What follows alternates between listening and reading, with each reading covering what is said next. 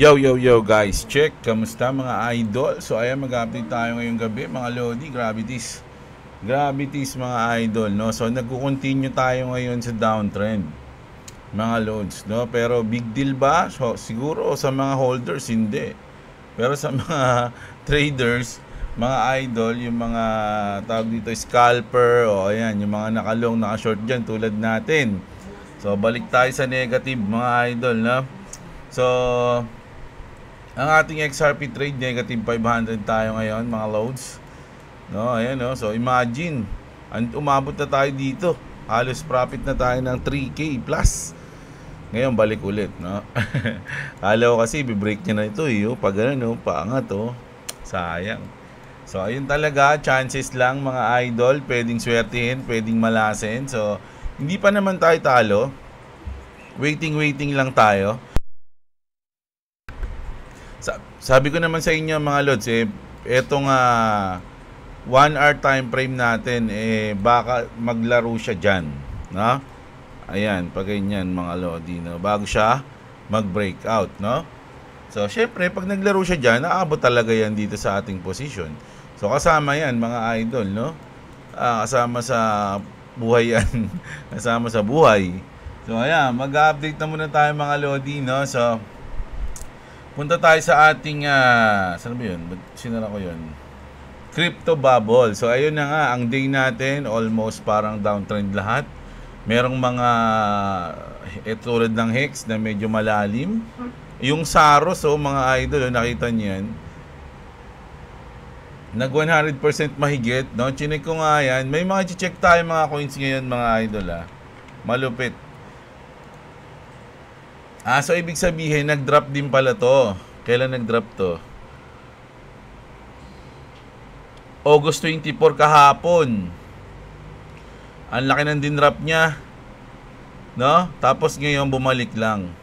Mga loads, no? Bumalik lang siya kung saan siya medyo mababa nga lang ng konti. 'Di ba? Pero ang lalim, kung naka-position ka dito, paldo ka na. So mamaya check natin yung mga malulupit na coins. Babalikan natin yung mga magagandang coins dati. Kamustahin natin sila ngayon tulad ng Illuvium, Gala, yung mga games token. Check din natin yung B-Chain, yung Sandbox, yung RON token. So titignan natin yan.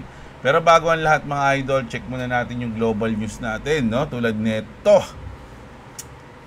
Kasi nakaka-apekto to sa market, no? Kahit na hindi natin nalalaman, merong effect yan, mga lods, no? So, Russia says there is no meeting plan between President Putin and Ukrainian President Zelensky. So, akala ko nung una parang naayos na to ni Trump. Pero dahil nga, di ba, nakita nyo, nagkaroon na naman ng atakihan, inatake ng Ukraine yung Russian refinery. So, hanggang ngayon, hindi natin alam kung naapulan na yung apoy pero tuloy-tuloy pa rin. So, syempre dahil umatake yung Ukraine, nako, syempre hindi magpapatalo si Putin diyan, mga idol, no? So, balik na naman tayo. Parang sayang yung pinaghirapan ni Daddy Trump, mga lods, no? Sinasayang lang nila, parang ayaw talaga nilang tumigil, mga idol, no? Tapos, pag dumating yung panahon na napapansin ng buong mundo kasi marami na namamatay, lalapit na naman to kay Trump. Parang sabi, watin mo si Putin, no? Ngayon mga idol, parang binaliwala nila yung mga pinaghirapan ni Trump na, alam niyo yun, pag-usap sa kanila. So, mas maganda, sa akin lang mga idol, no? Mas maganda nga kung matatapos na to, kaya lang, parang matitigas ulo mga idol, no? Tapos dito sa baba, parang pinakita dito yung mga richest world leaders. Si Vladimir Putin pa lang isa sa mga yun. Meron siyang $200 billion. Ang layo ng pagitan ng $200 billion sa 5 billion mga lods. Ang sumunod na sa kanya si Kim Jong-un, 5 billion lang. $5 billion. Sa kanya 200 billion. 'Di ba? O yung kalaban niya si Volodymyr Zelensky, 20 million lang.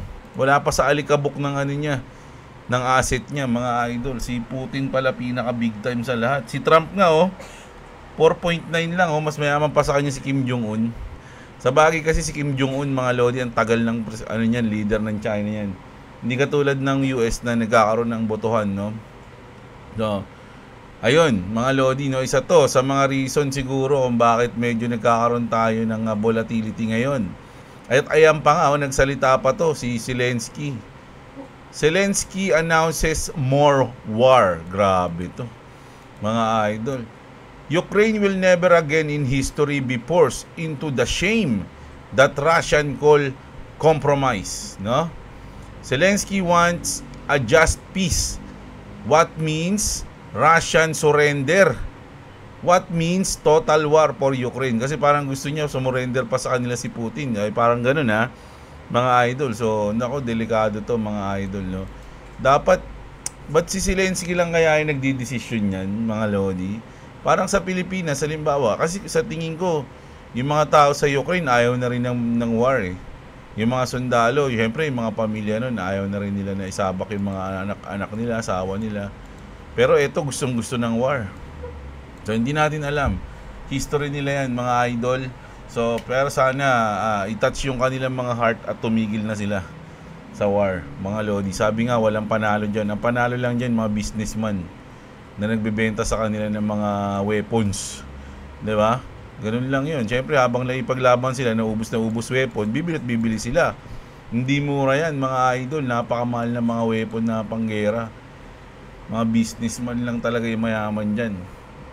So, punta na tayo dito sa ating crypto. Ito tapos na yung global news natin. Crypto tayo, mga Lodi. 720 million liquidated from crypto in just 24 hours, mga idol. Almost 1 billion na to, mga Lodi.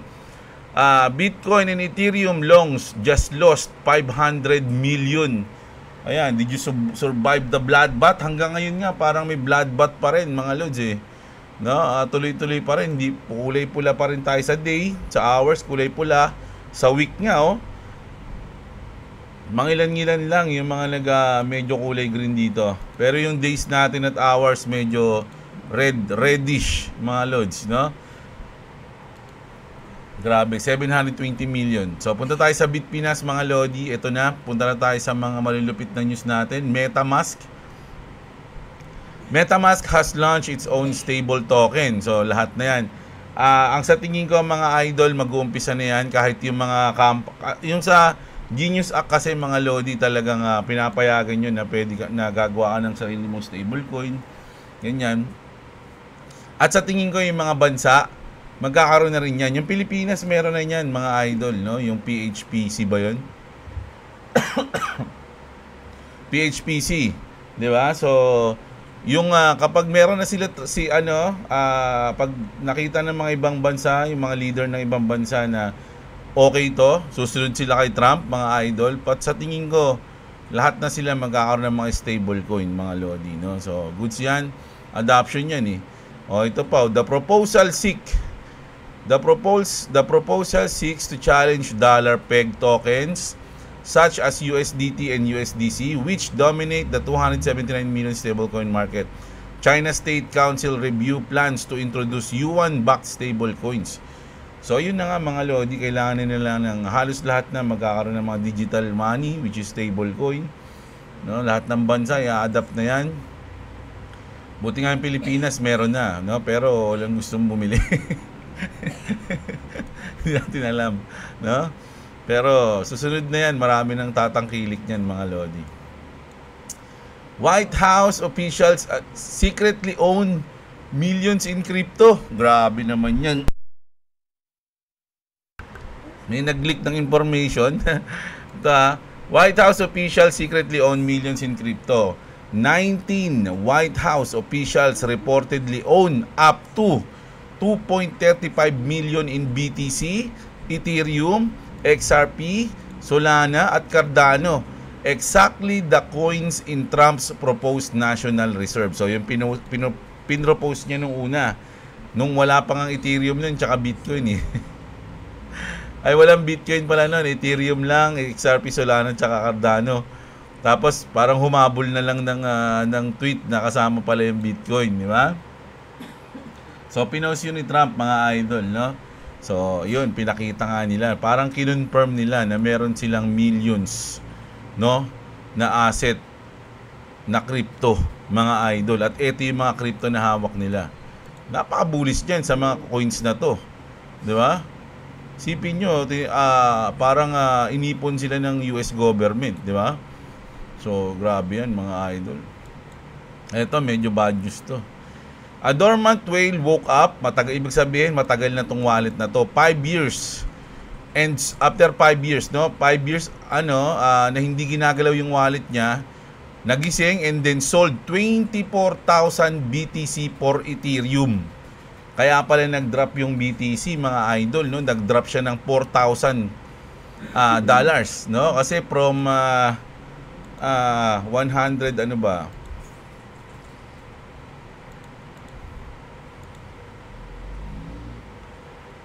Oh, 115, 16. From 116, bumagsak ng 111, halos $5,000 yung binagsak niya, mga idol, nung binenta to. Sipin niyo yun, mga lods.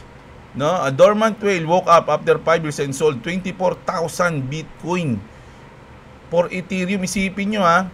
Ang target lang ng Pilipinas, kung sakali nung binasa natin, 10,000 Bitcoin na mabili. Di ba? O ngayon, binenta dito 24,000 para lang bumili ng Ethereum.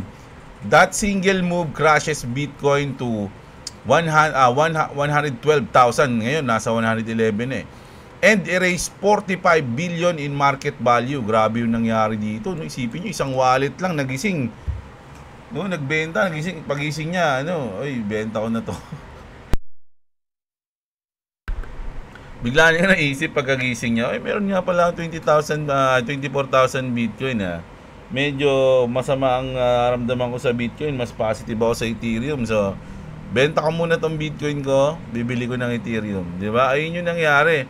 The entity still holds 52,874 BTC from wallets with funds dating back 6 years. Grabe, dahil palang Bitcoin nito.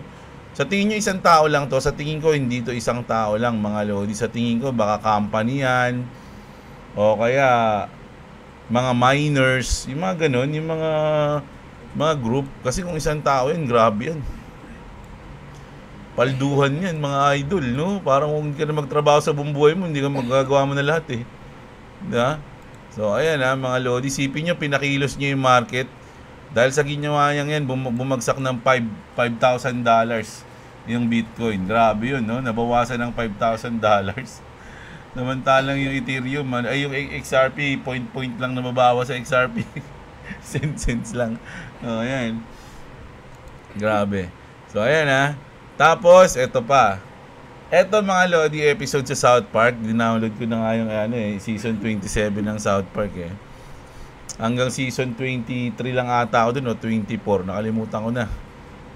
Ay, tama, 25 pala. Kasi yung season 24 nila, 4 na episode lang na mahaba ang pagkakaalam ko ha.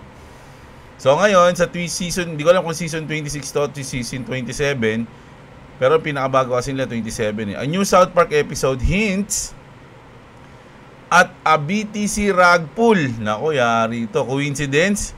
I think not. Bitcoin is a distraction for the worms. The real asset is XRP. Oy, hindi ko alam to. Binasa ko lang. Nakita ko lang. Grabe, no? So, magra-rug pull daw yung Bitcoin, mga lodi. Sabi sa South Park. South. Pati ba naman yung South Park, nagbibigay na ng hint, ng clue. Mga idol, no? Punta tayo dito. XRP holders risk losing billions of dollars unclaimed in midnight airdrop, expert warm. So ayan mga lodi kasi nga nagkaroon ng pa-airdrop yung midnight. Ako mismo mga lods parang nag-aalangan na akong kunin yun ni Pebber, no? Kasi yung wallet mo, magla-login ka, something like that. So parang kala ko kasi kung saan na mapupunta yun sa wallet mo sa wallet address mo eh. So marami ka pa palang gagawin. So hindi ko na pinansin, mga idol. Pero yung iba, ayan, no, nagbababala lang sila na baka hindi nyo raw ma-claim yung midnight nyo at sayang daw, no? Ako, sa akin, sa totoo lang, Wala naman sa akin yun, mga lods eh. Salamat, no, kung ano tayo. Kaya lang, mas importante sa akin yung mga hold ko ngayon, mga lodi, no. So, hindi ko sure kung itatry ko pa siyang kunin o hindi na. No? I'm not sure talaga, mga idol. Pero yung iba dyan sa inyo, kung matagal na kayo, kasi alam ko, nag-screenshot sila June. Kung meron na kayong XRP nung June, o kaya meron kayong Cardano, meron kayong ano pa ba yun, mga sinabi ni Charles Hoskinson, magkakaroon kayo ng midnight token, mga idol, no? Simula nung June, tapos i-check nyo, hanapin nyo lang sa YouTube, lagay nyo midnight airdrop, no? How to claim, ganun, etc. Marami nag-content dun sa YouTube. Kung meron kayo, mga loads, no? Check nyo na lang. Ako, alam ko meron na ako XRP nun ulit eh. So, meron ako kung sakali, kaya lang ayoko nang i-try. Kasi marami nang diyan na nabibiktima, mga lodi, no? Ayoko masama doon. Kinakabahan ako, baka mamaya yung inipon kong XRP madali pa. Mga idol, onti na nga lang. So, ayan. Kayo, bala kayo mga lodi, may mga tutorial sa YouTube.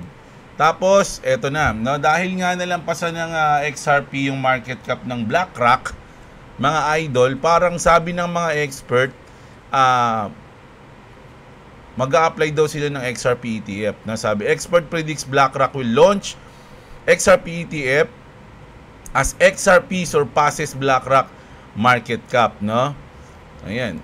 XRP overtaking BlackRock in the global asset ranking. SAC Rector voiced a firm conviction that the world's largest asset manager will eventually launch an XRP ETF. XRP registered a significant rally over the weekend, which saw it overtake BlackRock in the global asset ranking.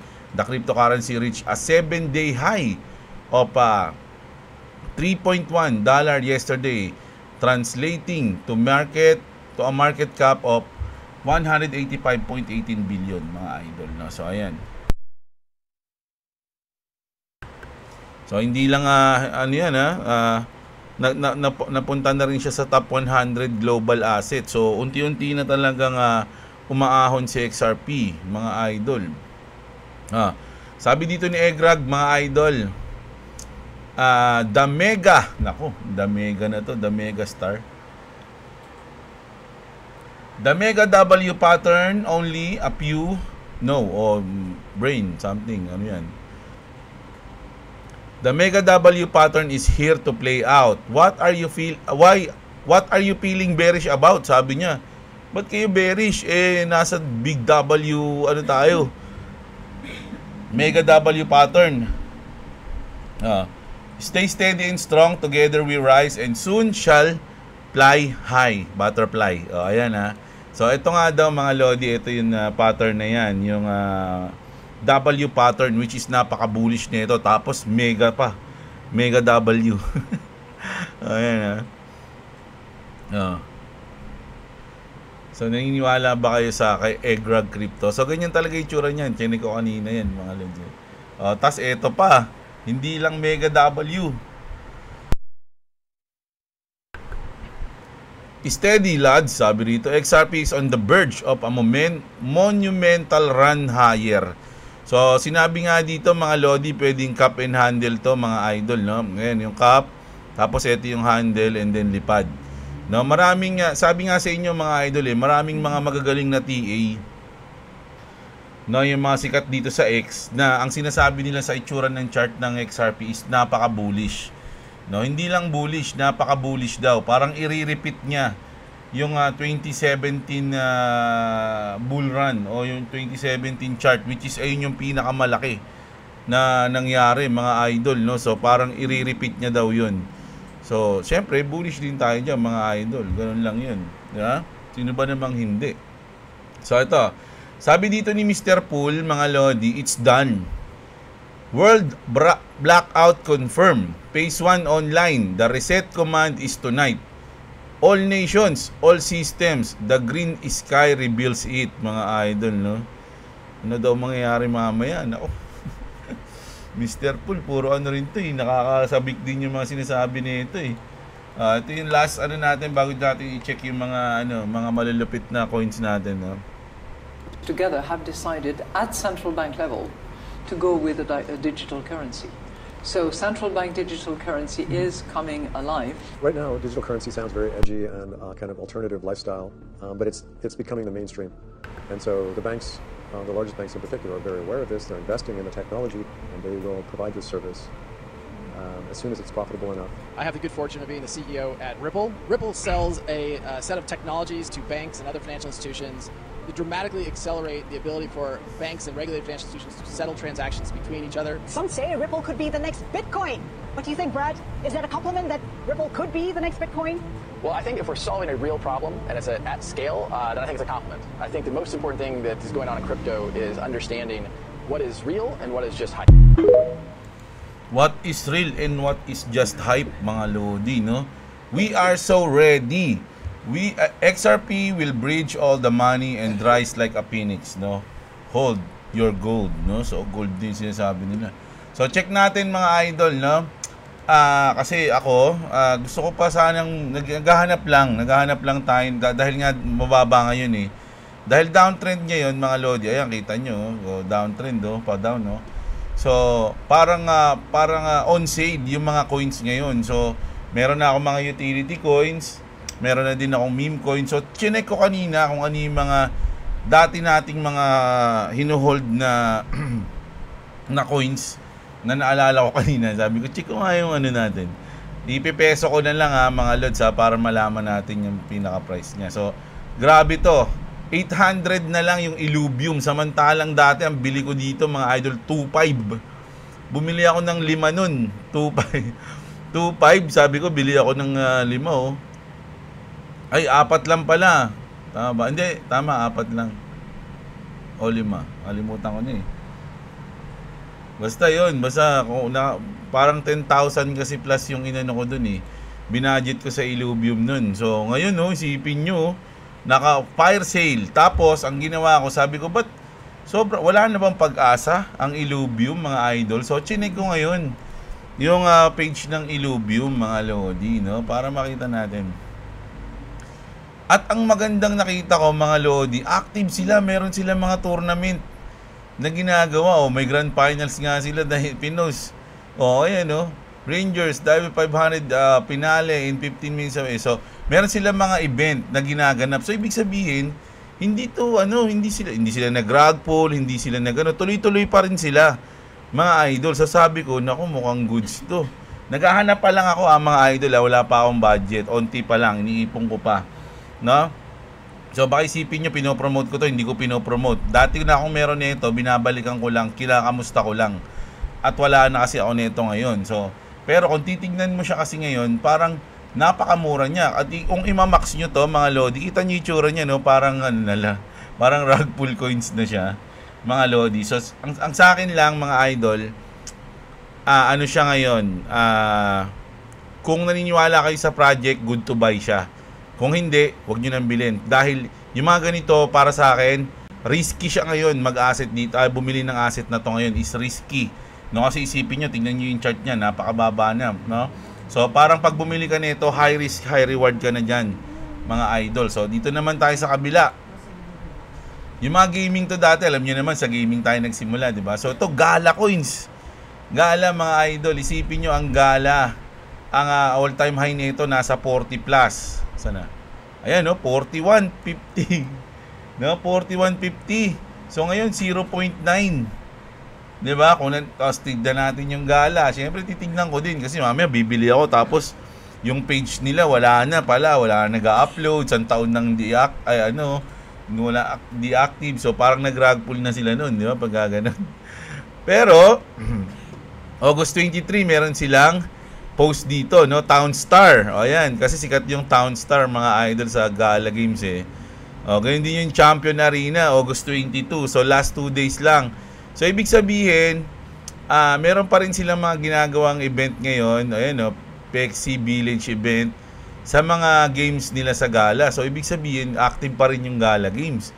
Mga lodi, sabi ko, nako, Mukhang ano to magandang bumili nito Pero hindi ko kasi sinasabing bumili kayo mga lod Sabi ko nga sa inyo, risky yan ngayon. Wala pa ako niyan. Hindi pa ako bumibili o baka hindi ako bumili. Sinasabi ko lang mga idol, no?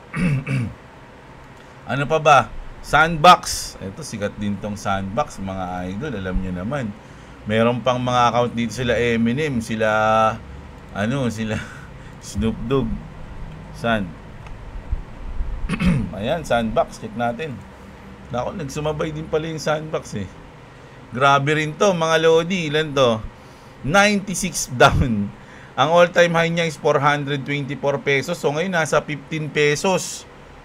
Grabe, no? Grabe mga idol, na on fire, no? Kasi kaya natin pinapakita yung mga ganito mga idol. Kasi pag nag-bull run na, nag-euphoria na, may mga coins tayo na mamimiss kasi hindi mo naman mabibili lahat yun eh.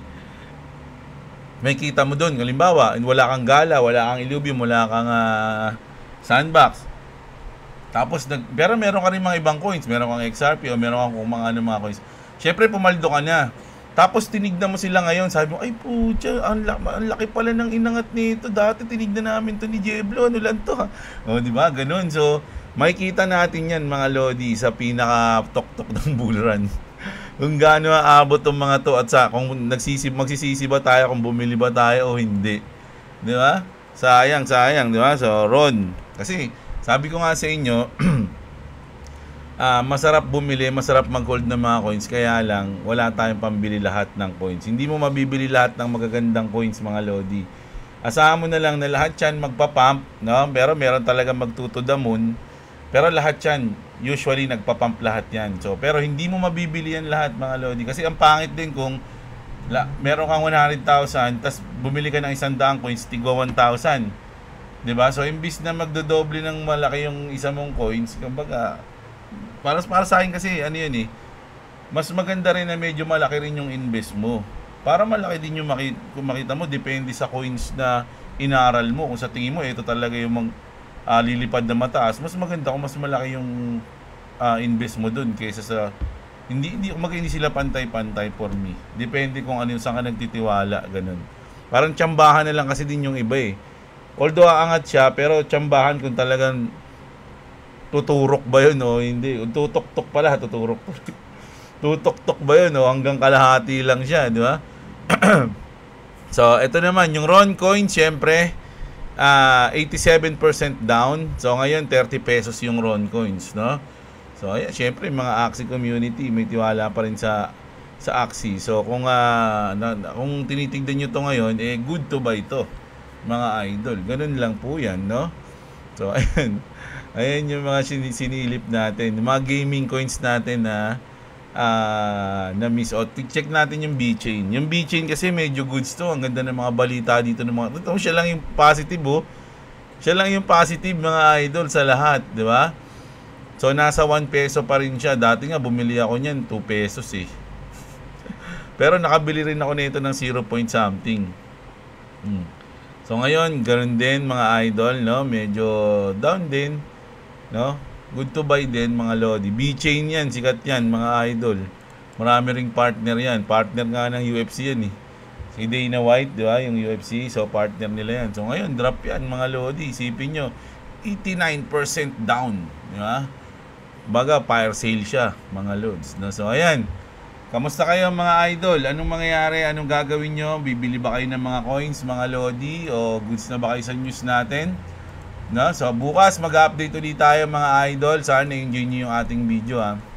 At salamat sa mga nanonood always, nagla-like ng video, sumusuporta sa channel. Maraming salamat sa inyo mga idol, no? So check niyo yung mga description diyan sa atin sa baba, mga lodi. Sa mga nagtatanong sa akin kung meron kasi nagtanong kanina kung gumagana ba sa cellphone yung mga crypto exchange, OKX ganyan.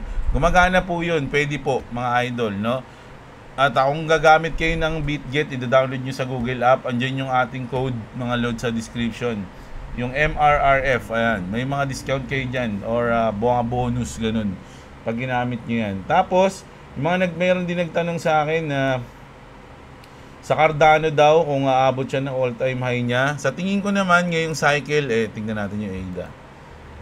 Ano bang pinaka... all-time high ng ADA ngayon. Dati.